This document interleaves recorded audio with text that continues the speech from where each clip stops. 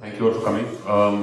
I've known Prashant for many years, so this is actually it feels great to finally, after Prashant has gone on his world tour of his book, to have a chat with him now here in this intimate gathering.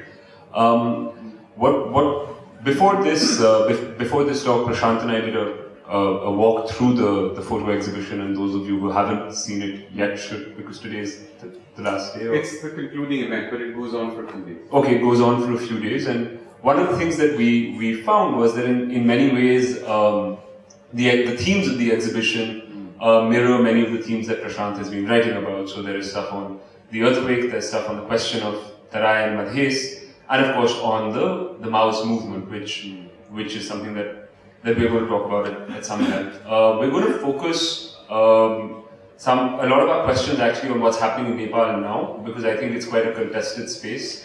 Not just in Nepal, but I think in the narratives that are swirling around about Nepal, particularly in India. So, to give you a kind of potted history of what's been happening for the last, say, the Maoist movement of Nepal broadly is 1996 to 2006. 2008 is the first constituency, the Constituent Assembly elections, which is to kind of write the constitution. The Maoists are the single largest party at the time. 2012 constitution talks collapse. 2013 new elections. This time around the Maoists and the Madhesis don't do as well as they did the first time around. And here we are in 2015. Okay, so this is just a very, very broadly sketched out timeline, and now we're going to dive into it in some more detail. So, Prashant, one of the things that maybe if you could start off with is Let's start with the constitution question, right? There is now a new constitution in Nepal. And in the run-up to this, we have seen blockades, we have seen all manner of hand-wringing in Nepal and India about the roles that both countries have played.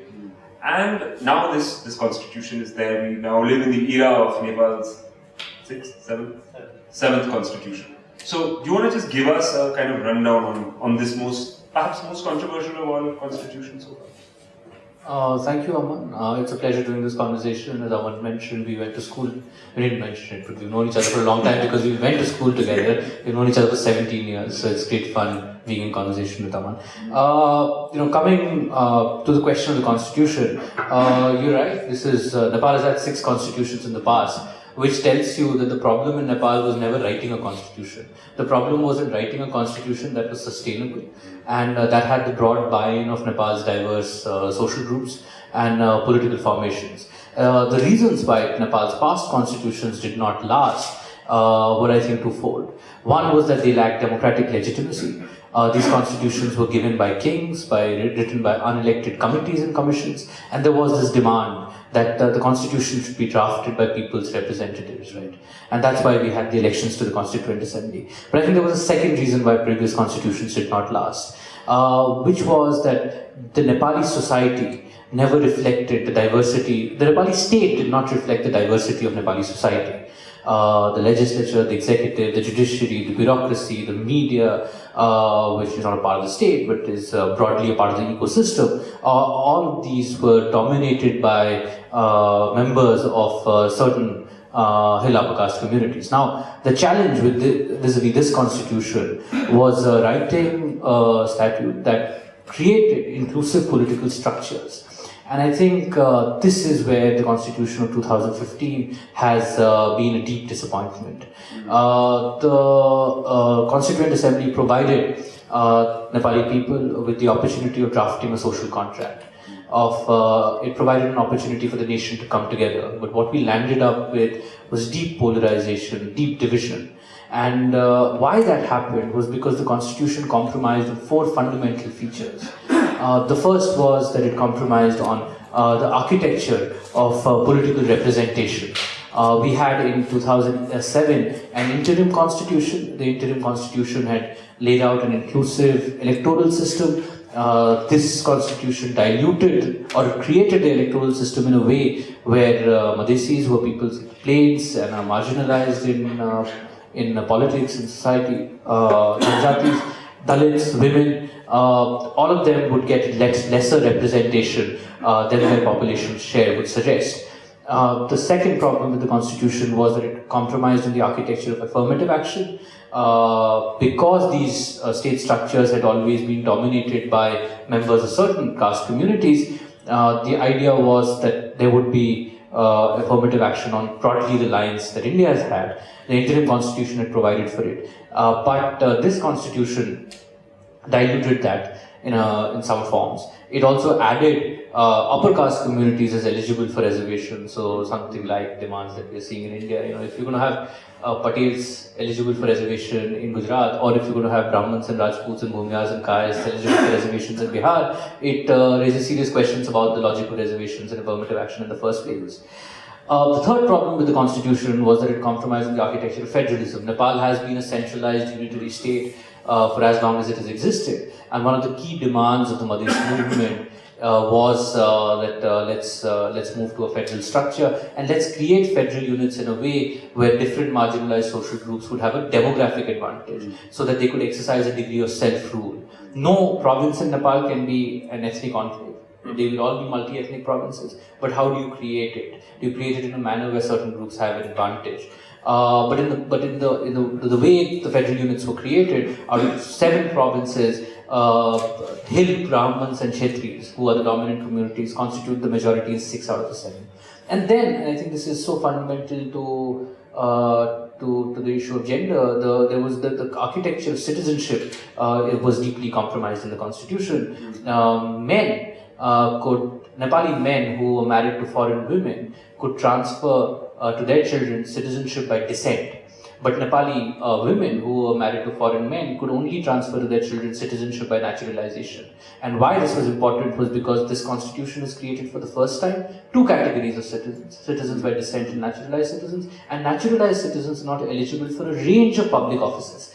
And we know that in US, for instance, a naturalized citizen cannot become president, but here a naturalized citizen cannot become president, prime minister, head of the Supreme Court, head of the military security organ, chief minister, head of the province. And so, there was a very clear discriminatory provision. And what was driving it was interesting. I call it the Nepali version of love jihad. If in India, Hindutva groups have engineered this propaganda of how Muslims are to demographically take over this country. I think in Nepal, the ruling elite's fear has been of Indian takeover. So the theory is that Indians would come and marry Nepali women, and their children, who are actually Indians, would then become Nepali citizens and would take over our politics and institutions, right?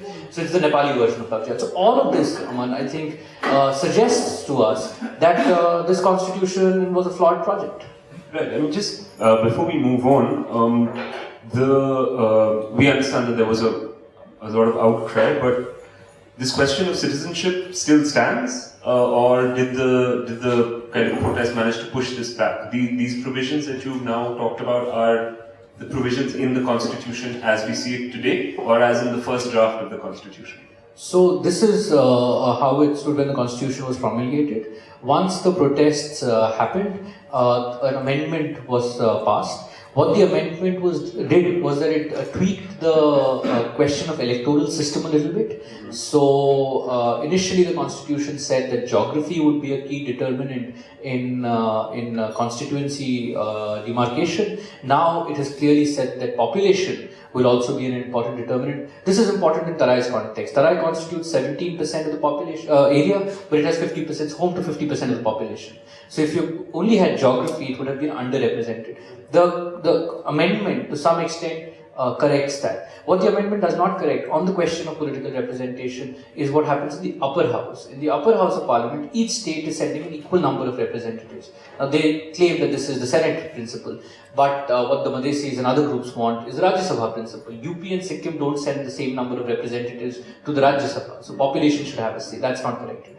On the question of affirmative action, what they had initially done was that they had, the interim constitution had this phrase, proportional representation of certain groups in state organs. They had removed the word proportional. with the protests, and the fear was that by removing the word proportional, you can have token representation, right? So if you have a committee of 10, you can put in one Dalit and you can say you've been inclusive. But proportional representation would mean that you give them representation according to their share. So the word proportional has been reintroduced, which is a good thing. What has not been done is remove upper castes as a group eligible for reservation. The question of federalism remains unresolved, and the question of citizenship remains unresolved. So we do have that provision standing. It's unresolved, or it has been resolved, and it is that there are two types of citizenship. It is that there are two types of citizenship, and it is that women are lesser citizens than. So it has been resolved in a discriminatory fashion. Yes, and they have not amended it further, and the demand is that you address this. That's right. And this, okay, all right. So now that let's move on. Let's maybe take a step back and talk about how Nepal really came into the sort of consciousness of the Indian media, perhaps Indian kind of civil society. Your conversations about Nepal really heated up around the time of this economic blockade, right, that we saw last out through large parts of 2015. One of the currents one of the currents of conversation that began was the role of India in Nepali affairs. I also understand that from the time of Hrithik Roshan, there has been a great degree of heartburn on both sides on the question of the relationship between India and Nepal, right? And on that, specifically the question of Indian involvement in internal Nepalese affairs. This is something that comes up very often in the Nepali press. It's something that comes up when you kind of read through the tea leaves of the MEA and the MEA's brochure and the MEA's press releases and writing on the MEA, and also you've also written about this.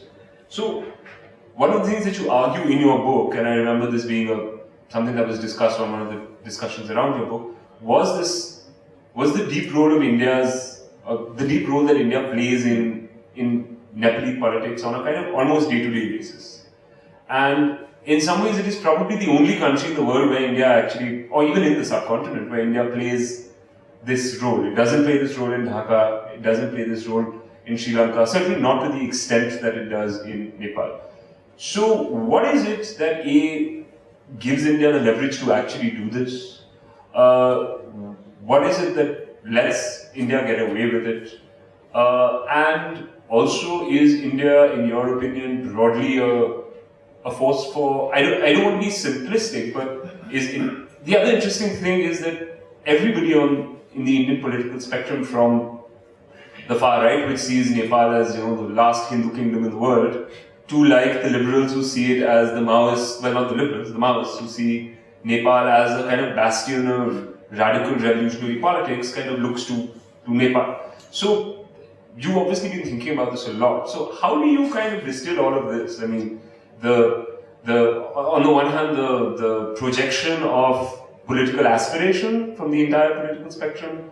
On the other hand, the daily realpolitik of the Indian embassy in Nepal.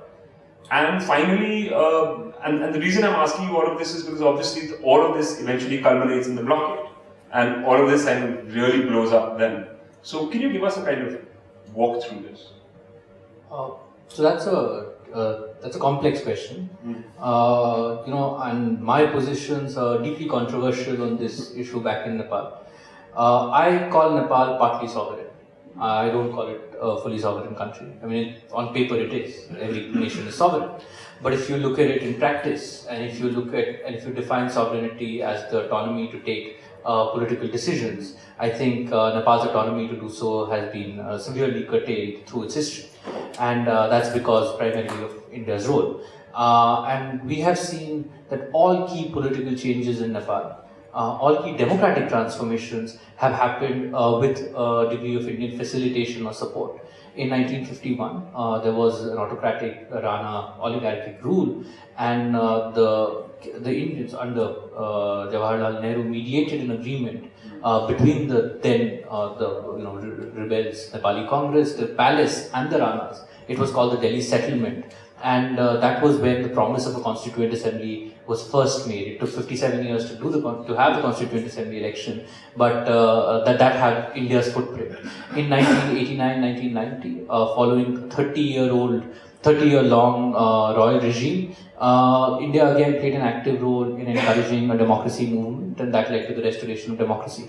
We saw in 2005 that when the king had taken over in Nepal, India did not like that step, and India shed its ideological aversion. The Indian state shed its ideological aversion to the Nepali Maoists and facilitated a peace process that between the Nepali Maoists and the political parties. That agreement again was signed in Delhi in November 2005, and so it's both in terms of key political shifts and regime changes, as well as in terms of the daily operations, be it formation of governments, appointment of ministers, that we have seen a degree of Indian influence, which goes up and down, but it exists. I think it does exist in Dhaka and Colombo as well, but you're right about probably the extent. I mean, I think the penetration in Nepal is a lot higher. Why is it so? I think the first is Nepal's overwhelming structural dependence on India. Over 65% of Nepal's trade today is with India. Almost half the foreign investment comes from India. Nepal and India, remember, share an open border. According to the government of India, almost 6 million Nepalis work in India. There's no way to know this because Nepalis don't need visas. I don't need a visa and I don't need a passport to work in India.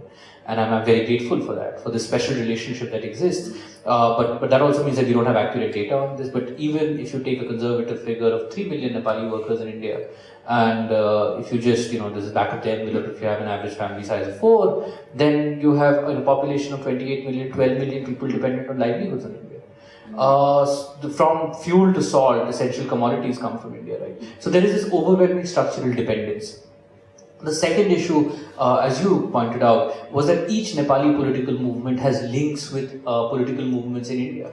The king depended on support from old princely families here and on the RSS. The Nepali Congress had close links with the socialists. B.P. Koirala, in fact, spent a lot of his time once the king took over in Patna and Banaras, and he was very close to Jayaprakash Narayan. The CPN-UML, which is currently in power, which is the moderate left party on paper, but a conservative right party in theory, in practice, is a fraternal party of the CPIM. And the Maoists, we know, during the war had close links again with the PWG and MCC at that point. But after they got into the peace process, the CPI Maoist has not liked their revisionist approach. So there is that political relationship that exists.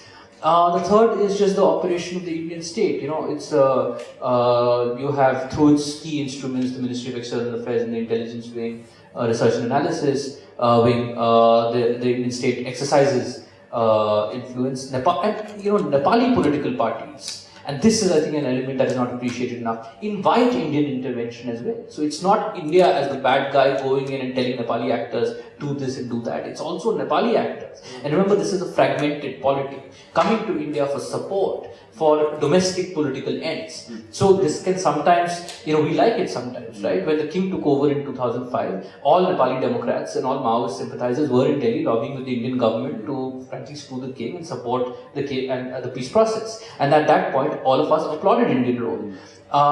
There are times when internal political churning happens.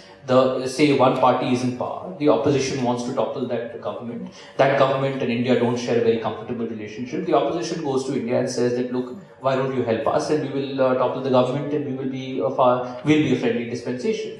And India is often tempted to do that. If you look at the constitution, in the run-up to the constitution's promulgation, or even after that, the Nepali establishment was lobbying in Delhi for support to the constitution, and the Madhesi forces were lobbying in Delhi, saying that, look, this constitution is flawed and support us. So, and it is often a balancing act that India has to strike between these contending forces, and where India stands often tilts the balance within Nepali politics, right? So there is of course an element of the Indian state seeking, and this ties in with what I think are the broad Indian objectives in Nepal.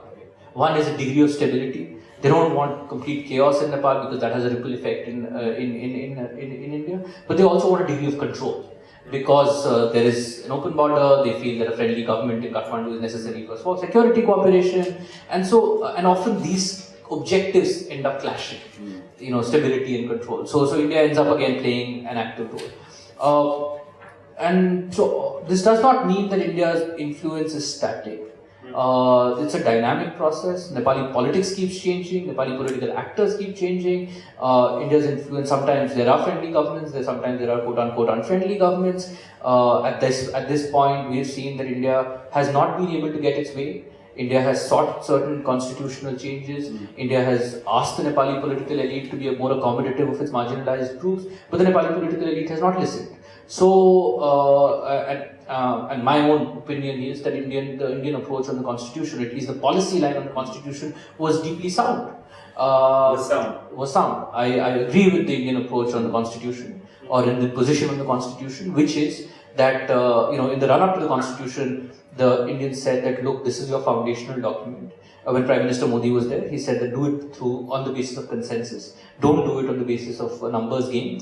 And when the constitution was being drafted, promulgated, and we can debate about the timing of the visit of the foreign secretary went there and said that, look, this is happening in a climate of militarization. You have curfew in large parts of your country. People are being killed. We think that this is not the best time to promulgate this constitution. Why don't you accommodate these people, accommodate these concerns, and then do it? And I think this is sensible. And why did India do this? India did this because it had the institutional memory of Sri Lanka. In 1960s and 70s, in Sri Lanka, the Tamils were asking for devolution. The 1972 and 78 constitution in Sri Lanka entrenched Sinhalese majoritarianism. And that led to Tamil demands for independence. And we know how that complicated India-Sri Lanka relationship. You lost the Prime Minister because of that. So, India, this was preventive diplomacy in some ways, where India took this position. How India went about it, whether it was right, whether it was wrong, and the tactics, I think that's a matter of debate. I think the policy approach was sound. And that's where the question about the blockade comes in. Right. So, just take a step back on this. What I get from your kind of overview of this is that it's to ask whether India should or shouldn't interfere in Nepali affairs is in some ways the wrong question.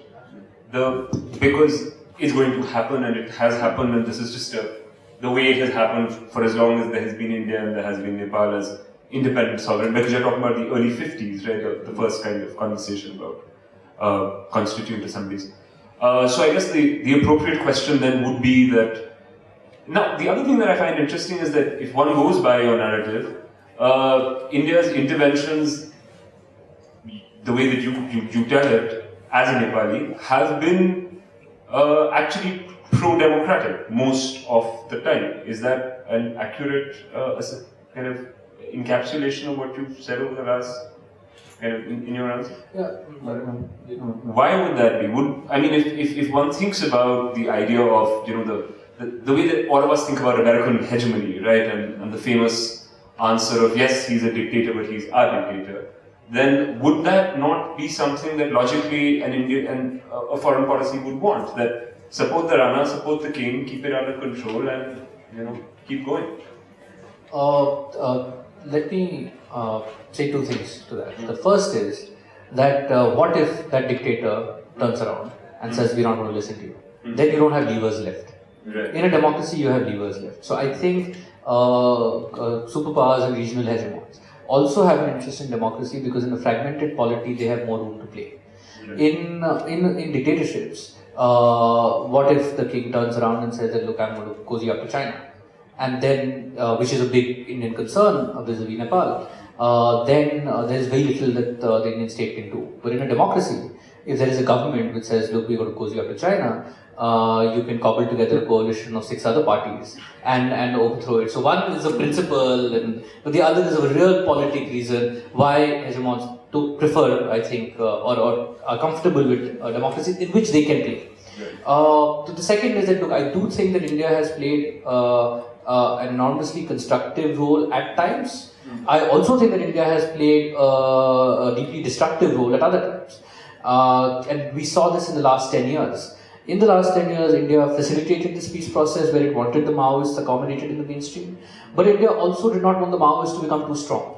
They wanted the Maoists to remain junior partners. They wanted a tamed Maoist force.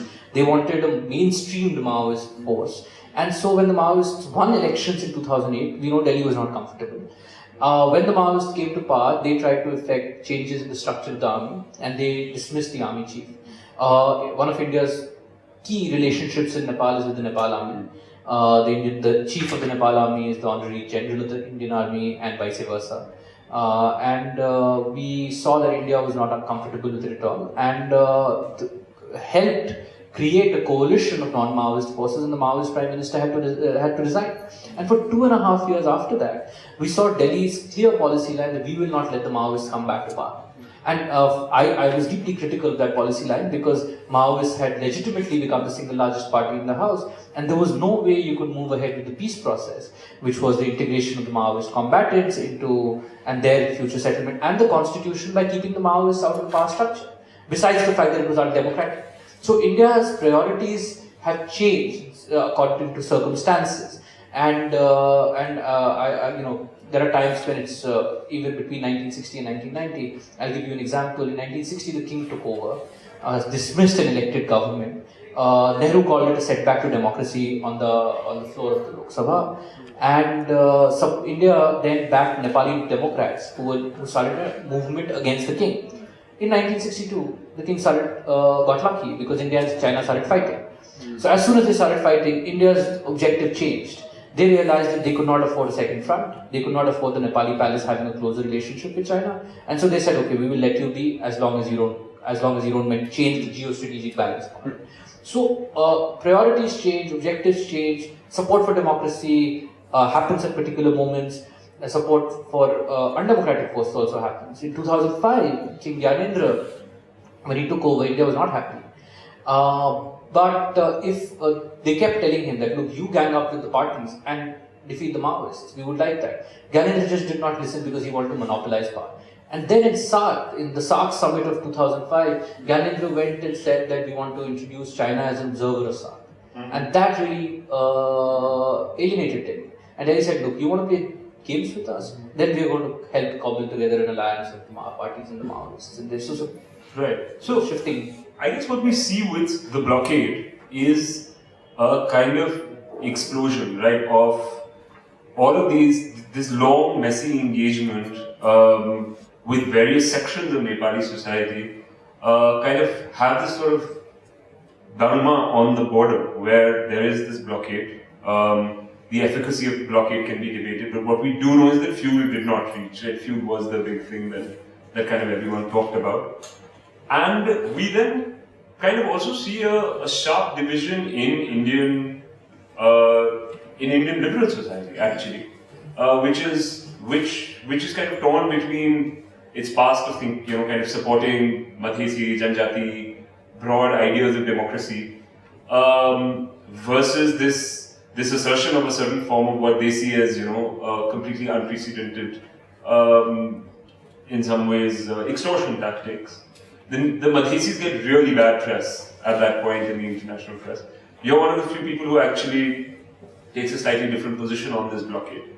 There are, of course, several levels in which one can think about the blockade, right? A, was the blockade justified or not?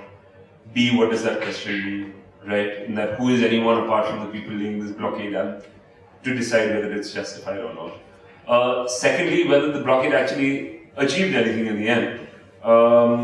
And finally, was the blockade an Indian conspiracy or not? Right? I think these were the three big questions that were debated extensively. Where do you come down on each of these? Just to give you a little bit of the history of blockades, this was not the first blockade. This was the third blockade. The most significant one was in 1988-89. That was an official declared Indian blockade.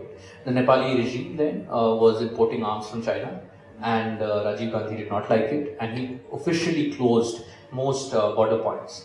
And at that point, the king played the nationalist card and sought to mobilize opinion against India. It didn't quite work, and public opinion turned against the king. And that blockade of 1988-89 enabled democracy in Nepal because that strengthened democratic forces.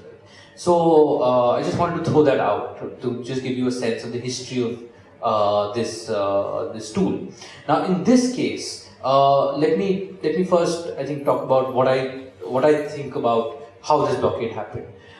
This blockade had two components. This was a Madhesi blockade tacitly backed by India. That's how I formulate it. Many others who don't agree with me call it an Indian blockade. Why I say there were two elements to it was because if Madhesi's protesters were not sitting at the key Birganj border point, the blockade could not have happened. We have seen days and weeks when there were thousands of Madhesi protesters on the right of the border blocking any movement. The only way to remove them would have been through excessive force or by killing a bunch of them, right? So I think that element Kathmandu has an interest in underplaying. They didn't want the world to know that there was an internal political issue there. They wanted the world to know that there was a second element, that the big brother was bullying the smaller neighbor. And that's a sexier narrative for the international media and for Indian liberals to buy. What they forgot was that there was a power structure within that smaller neighbor where the ruling elite had shortchanged the marginalized and questioned the constitution. So that was the first element of the Madhesi ownership of the blockade. And there was, of course, the second element, which was of Indian support. And so, the blockade would not have happened but for Madhesi participation. The blockade could probably not have been sustained but for this Indian support. And it worked in various ways. So it was through signaling by Delhi to its customs offices, to its to the SSB, which guards the border, saying that if you were enabling movement till some time back, if trucks can't go through, don't enable movement, go still away. And there were other forms. So there was that tacit support, right? Now, why did the blockade happen? It happened because for 45 days before September 20th, when the constitution was promulgated, since August, there had been a movement in the Tarai, which basically demanded changes in this constitutional draft and which said that, look, get us on board before you do this constitution. The Nepali state responded with brutality, with force, and we saw before the blockade, 45 people died. 6 or 7 of them were security personnel. Most of them were Madhesi protesters. All 39 of them. And now we have a report by the Human Rights Watch, by several international human rights organizations, which have extensively documented these violations.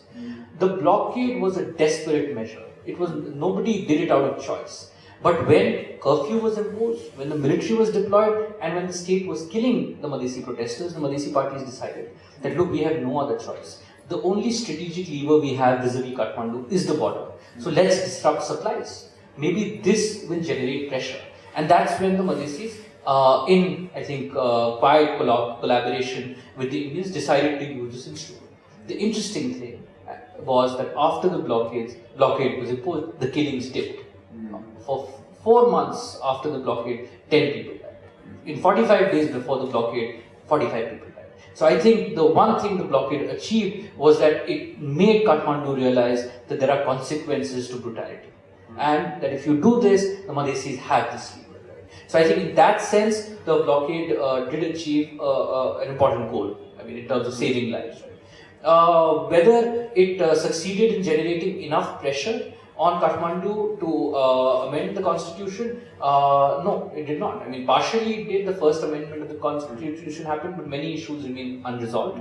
The blockade allowed the Nepali political elite to again stoke this ultra-nationalism and to project India as the villain and the Madhesis as people who are Indian agents who cannot be trusted.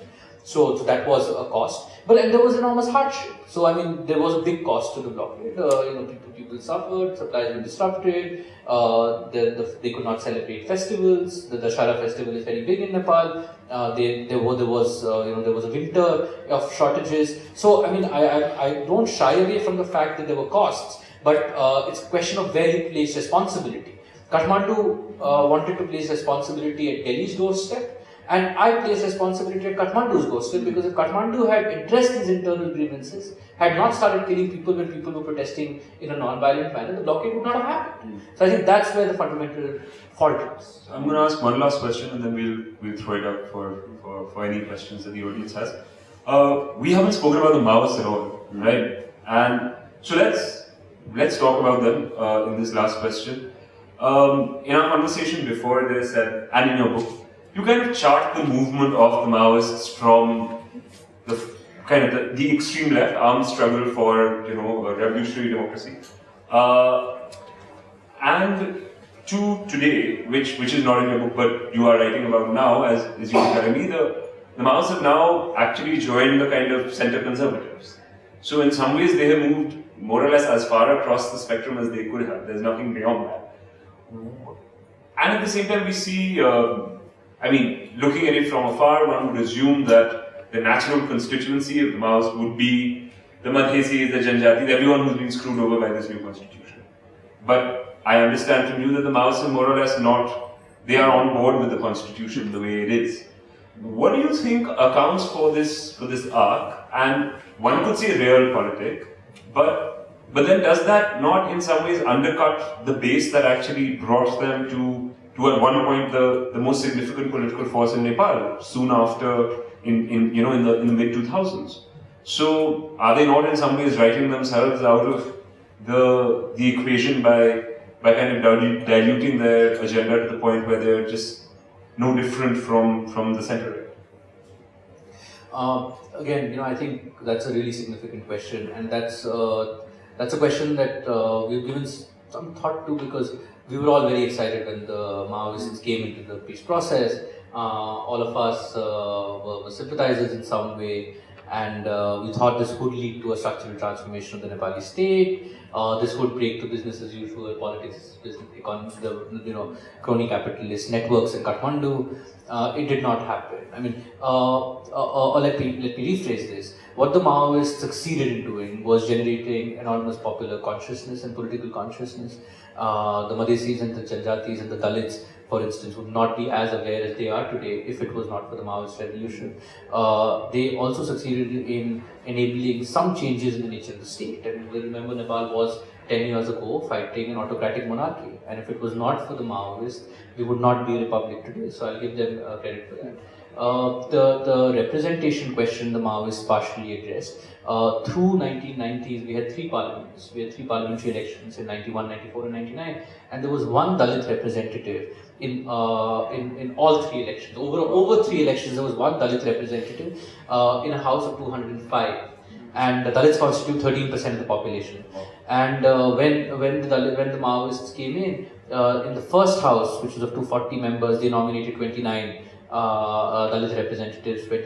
And in the first constituent assembly election, Dalits constituted about 10% of the house. So they did do that, right? The question of women again, right? The Maoists had mobilized women in their People's Liberation Army, and if it was not for the Maoist insistence on the proportional representation component of our electoral system, we have a mixed electoral system, then Nepal's house would not have been as inclusive, would not have been the most inclusive house in terms of gender representation in 2008. So I'll give them credit for a range of issues even after they came into the peace process. But what also happened was this co-option into the system. Prachand got increasingly got enmeshed in the political games of Kathmandu Valley, and began feeling that he had to play this game, and he had to acquire power, and he had to build the same kind of patronage networks that other parties had to win. And I think as soon as your then incentives change. I think that's one way of putting it. And as soon as your incentives change, then you get disconnected with your base in some way, right? If the base is not substantial or powerful enough to help you achieve that. The question that you've asked, I think, the second problem, and I'll come to what now when we have left their core base, there were deep internal divisions within the Maoists. There was a line always, which was the more orthodox dogmatic line, which suggested that this peace process was a flawed idea, that we should never have left the war, that we should have taken it to its logical conclusion, and what we are doing is right-wing revisionism, and we are aborting the revolution. So Prachand had to grapple with that line, and then there was this other line which was that, look, we have already committed to this, so let's go through with it. And Prachand, we saw, was constantly vacillating, and that vacillation gave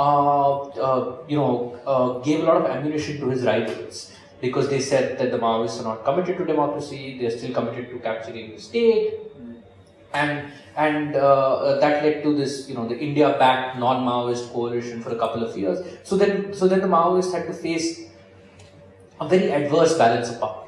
So it wasn't easy for them to achieve the kind of goals that they wanted to achieve. The third problem was that when they were in government, they did nothing different. And so people in the second election voted for them on their record, and that record was not exemplary, that's putting it kindly. And so in the first election, their slogan was, "You tried everybody else, try us once." But they could not say that in the second election, right? Because the voters said, "We've tried you and you're no different, so why don't we go back to the old parties?" All of this meant that from 240 out of 601 seats in 2008, they were down to 80 seats in 2013.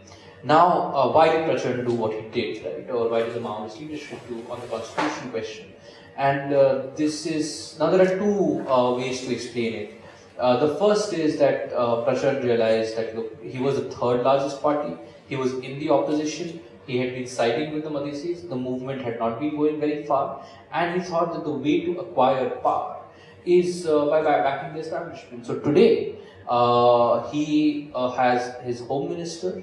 The home minister is a Maoist, the speaker of the house is a Maoist, the vice president of the country is a Maoist, and Prachand, as we speak, over the last 2 days, is in this position to become Prime Minister, where the Nepali Congress has told him, look, why don't you withdraw from this government and break left unity and we'll make you Prime Minister. And the UML has told him, which is that wait, let us present the budget and after that we will make you Prime Minister. So, so he thinks that, look, if I can get this, then I can build my party machinery again, and this is the way to revival. It is through acquisition of power. So this is, so he thinks he's smart. And while I think the other explanation is right, that he's lost out his base, but he thinks he can recover that base through patronage. Now, I'll tell you what he said. I happened to know Prachand, and I met him recently, and I asked him, so why did you do this? So he said, what did I do? I said, why did you leave everything? He said, what did I leave? I said, we supported you because of inclusion, and you left it. And he said, look, I did not leave everything. You see, I have a note of dissent in the constitution. So I said, that's meaningless. And he said, look, I was convinced that if I did not do this, India would not have let a constitution get written in Nepal. And I said, look, we were talking to the Indians, and the Indians were not saying don't write a constitution. All they were saying was get everybody on board and write a constitution. He said, no. They wanted controlled anarchy in Nepal, and they did not want. So I have defeated the Indian design by doing this, right? So I don't buy that narrative, but that is his explanation for why he has done what he has done. Right. I think on that note, let's throw it open to those who have questions. Please raise your hand. Will a mic find them? Yeah, my name is Nandakumar. I belong to nothing. I was independent. So just a few things because you're so knowledgeable on this. Isn't it the trajectory of small states that have one or two or more contending groups vying for power to be a unitary state? So in that context, like Sri Lanka, Nepal is well on its normal trajectory. Just to clarify. Then you talked about the demographic advantage. What do you mean by that? And then this Nepali citizenship, who's this foreigner? Is it only the Indian or is it something more? And why this feeling? For example, when you talk, your conversation slipped into we lost a prime minister. So you identify yourself, Nepalis identify themselves with India. So why this foreigner? I think I said you lost the Prime Minister. Okay, no, that's okay. He said you actually. Okay. You know, there are enough people calling me an Indian agent. Don't must be an Indian agent. I think what he said was the Indians felt that we have lost. Okay. So that was that way. Then Nepal only partly sovereign. Most nations, let's say in the Caribbean or in the Latin America, in the Caribbean area, are the same. If you're next to a big neighbor, this is the natural way things. Panama even use the same currency. Right. Then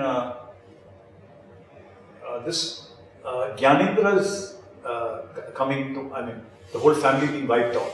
What is the latest on that conspiracy? And what is the latest on that? Is it that? What is it? So if you ask one question, Yeah, I think we want to give people just one. Yeah, I think we're good. We're good. Anyone else? All right, Prashant, you want to answer this, and then we'll throw it back at the audience. You know, on the question of the unitary state, right? I don't think I quite got the question, but my point is this, that I don't think the size of a country is important. I think the diversity of a country is important.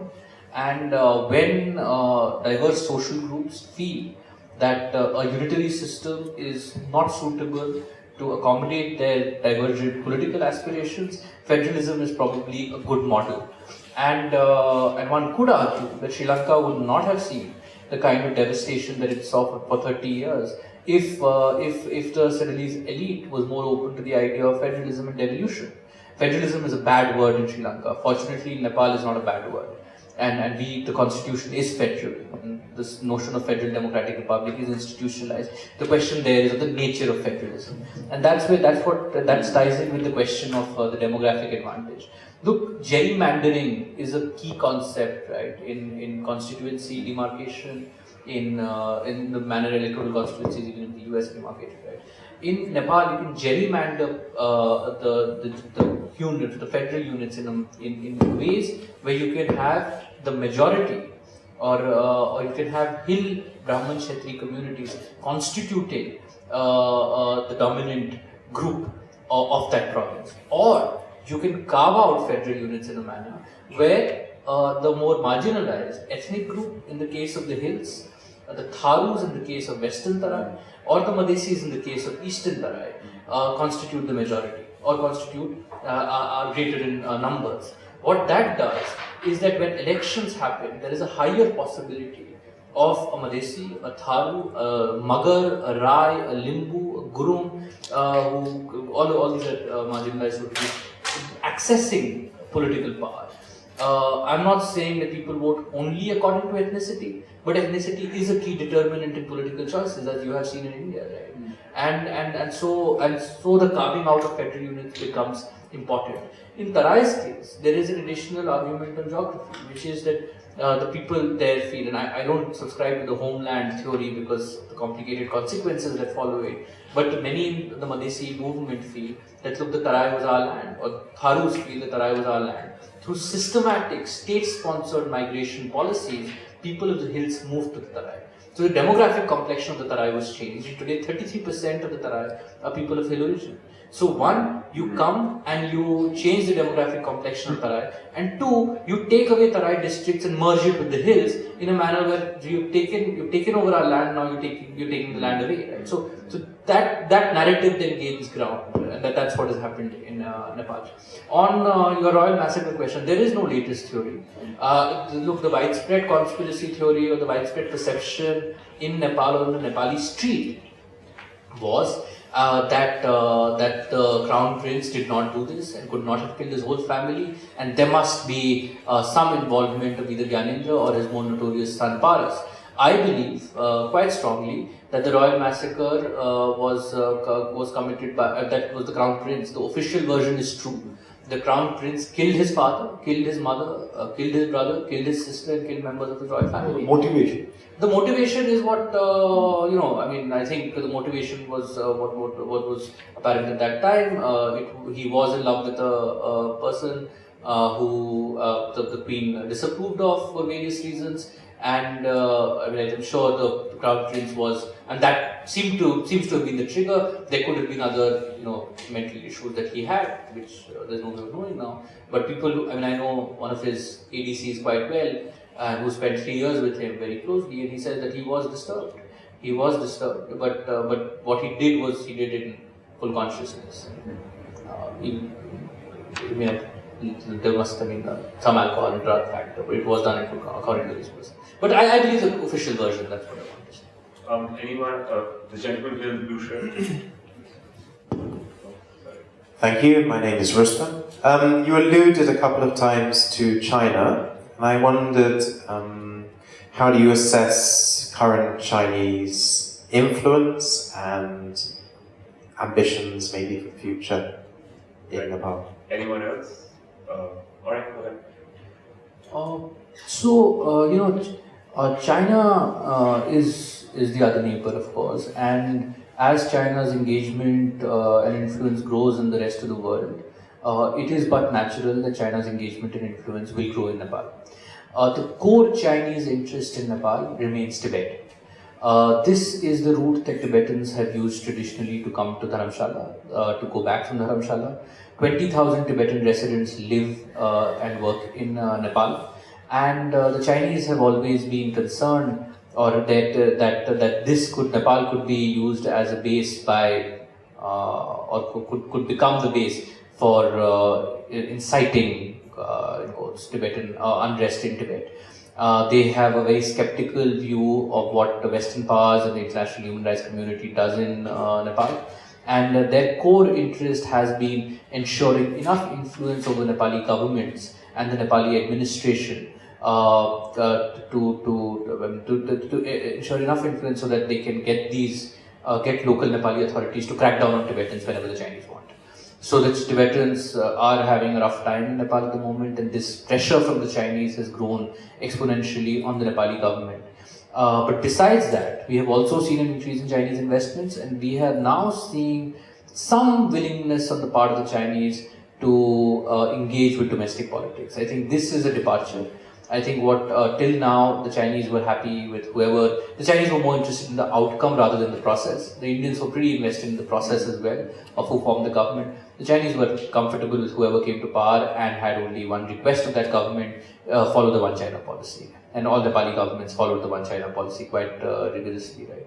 But I think as Nepali politics gets more complex, and in fact, this is something that ties in with what you were saying. China was very comfortable with a centralized dictator in Kathmandu because it just had to call up the king and tell the king secretariat that crack down on these Tibetans. As democracy has taken roots and as the polity has got more fragmented, the Chinese have had to invest a lot more in expanding their links with different political actors.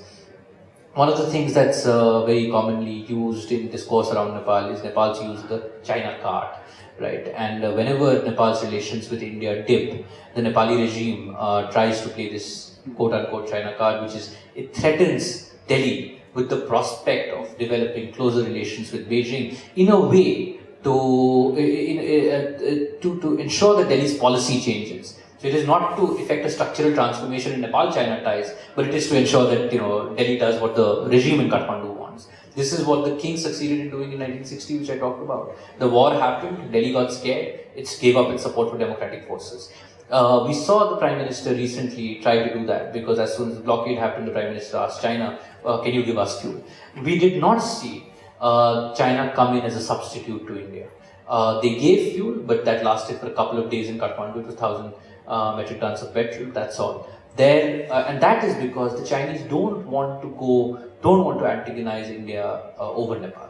I think Nepal remains a mini theatre for them, and the broader relationship with India is more important. So Chinese influence will grow, but the Chinese will be careful not to ruffle India beyond point. And so I often say, look, play the Chinese card only when you're sure, because sometimes cards are best left unplayed. You expose the hollowness of it if you play it at inopportune times. And I think the Nepali regime has often used the China card at inopportune times. We have time for one last question, or two last questions. Gentleman purple, followed by gentleman in the back, check shirt. My question is, what's the current state of PLA, People's Liberation Army in Nepal? Will it in future merge with with the Royal Army of Nepal, or will it just stay as it is? Prashant, as somebody who's been following Madhesi movement very closely, could you tell us where has the movement reached today, and if it has failed, why has it failed, and where do you see them going from here? Will they ever get the demands fulfilled? So the PLA question is resolved. 19,602 Maoist combatants, or former Maoist combatants, lived in cantonments across Nepal, 7 cantonments across Nepal, once the Maoists entered the peace process. These cantonments were supervised by the United Nations. And the peace agreement said that they would be integrated and rehabilitated. We saw a process of integration after intense political negotiations that lasted years. We spent about 5 years just tracking this process. We saw an agreement where it was decided that a maximum of 6,500 of those combatants could get integrated in a specially created directorate of the Nepal Army. Eventually, they were given choices, and they were given a choice, and they only 1,400 of the 19,000 combatants decided to join the army. One senior commander became a colonel in the Nepal army. The rest of them, which is 17,000 plus, decided to take cash packages and move on with their lives.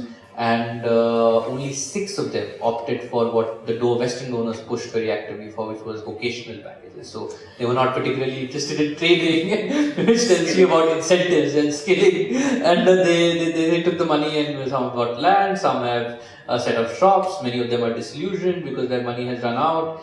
And many are angry with the party for having used them as instruments because they can't quite see the revolutionary transformation that they were promised. Their lives remain miserable. Many of them have become migrant workers, and many of them are now, constructing football stadiums in Qatar. So there are The armed revolution is faded away. the coercive apparatus of the Maoists no longer exists. There are some within that former PLA who have joined a more radical outfit, which still believes in this idea of a revolution and of an armed rebellion, but they haven't quite started anything, and it's a pretty small segment right now. Also, if I may, a little Go ahead. yeah. Are there presently any underground ultra-leftist movements going on? There is an ultra-left movement led by a leader called Netra Bikramchand Bipla, and who was a part of the Maoists till 3 years ago. In 2012, he split 4 years ago, and he believes that the Maoists have sold out, and the protracted People's War is the way to go. But he has not really started his movement yet, and I would think that while he has nuisance value, I think Nepali society probably does not have the appetite for another Maoist armed revolution. On the Madhes question, right? Looking back, if one just takes a big picture view, the Madhes issue today, there is deep politicization and political awareness in the Madhes, and people are far more assertive. And people are far more aware of both the nature of discrimination and are conscious of their rights. So I think that we could not have seen the kind of movement that we saw over the last 8 months in the Madhes even 10 years ago. So I think that's one remarkable feature of the Madhes movement, the political awareness that exists, the emergence of a younger generation that is unwilling to take Kathmandu's bullying lying down, and that gives the Madhes movement a lot of depth. And we've seen the movement go down to the villages. So people in rural Madhes today will tell you that the constitution has cheated them, and so that I think that gives the depth to the movement. The second thing that's happened is the internationalization of the Madhes movement. How many people till even last August knew about Madhes in Delhi? And they may agree or not agree, but today with the kind of politics that Madhesi parties pursued. But today, at least the issue of Madhes has got a degree of recognition in foreign capitals that it did not have earlier. Today, India and European Union are signing a joint statement and saying that the Nepali government must address remaining constitutional issues. Those remaining constitutional issues are primarily Madhes issues, right? So it is there in the international consciousness, and I think that is an achievement of the movement. I think the movement also succeeded in bringing about that amendment which we talked about, which partially addressed the question of full representation and affirmative action, though not fully. Where it has faltered, the question of federalism remains unresolved. The Madhesi parties are deeply fragmented.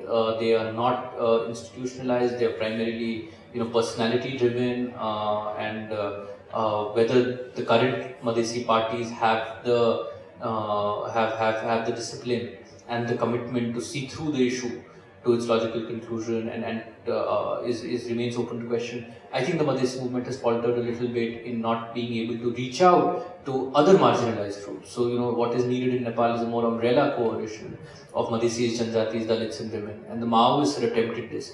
The Madhesi parties have been more insular in their approach. I think a broader coalition has a greater chance of success, because this is not just a Pahad Madhes issue. It is a broader question of whether Nepal becomes more inclusive or whether it remains an exclusivist state, right? So that question of broader alliances is something that the Madhesi parties should invest in. And as we talked about the blockade, and we saw the reasons why the blockade happened, but there was a cost, right? And that cost was the enormous hardship. So I don't think the people in the hills, or at least the political forces in the hills, were particularly sympathetic to the Madhes earlier. But clearly there is a need to communicate more with people in the hills, including upper caste communities, to allay apprehensions that exist. And there is this apprehension that the Madhesis are out to take the country, and then I think this is untrue. I think all that the Madhesis want is to become equal Nepali citizens on their terms. So this is something that I often say, that I'll wear a kurta and I'll have more relatives in Patna than I have in Kathmandu, and I'll speak in Maithili, but I will still be an equal Nepali citizen. So that's what the essence of the Madhesi movement is, and that's what I think has to be explained to people in the hills. I think. Right, so thank you all.